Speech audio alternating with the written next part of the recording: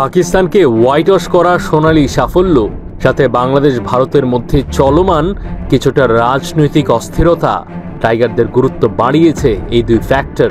প্রত্যেকদিন কেউ না কেউ বাংলাদেশ টিম নিয়ে কথা বলছেন পজিটিভ, তবে দীনেশ কার্তিকের বয়ানে বিন্দু মাত্র সম্ভাবনা নেই শান্তদের। ভারতের মাটিতে টিম ইন্ডিয়াকে হারানো পাহাড় সমান কঠিন। পাকিস্তানে বাংলাদেশ ভালো খেলেছে সত্য, কিন্তু আমার মনে হয় ওদেরকে হারানো টিম ইন্ডিয়ার জন্য একদমই কঠিন হবে না।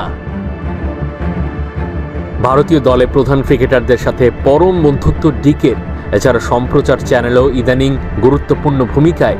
টিম ইন্ডিয়ার ভেতরকার প্ল্যান কেমন দীনেশ কার্তিক দিয়েছেন সেটার একটা আয়নাও। আমার ধারণা আমরা এই সিরিজে খানিক পেস সহায়ক পিচ বানিয়েছি।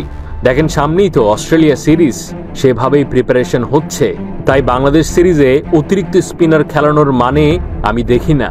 দুই স্পিনার রবিচন্দ্রন আশ্বিন আর রবীন্দ্র জাদেজা, এবং সাথে 3 জন পেসারকে খেলাতে পারে ইন্ডিয়া।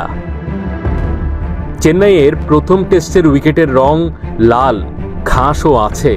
কাভার সরানোর পর এমনটাই দেখতে পেয়েছেন গণমাধ্যম কর্মীরা।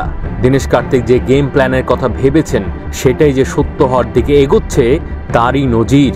অর্থাৎ স্পিন বলে সবাই যে মুখে ফেনা তুলছে, সেটাতে ফাস্ট বোলাররাই হয়ে পড়তে পারেন মুখ্য চরিত্র।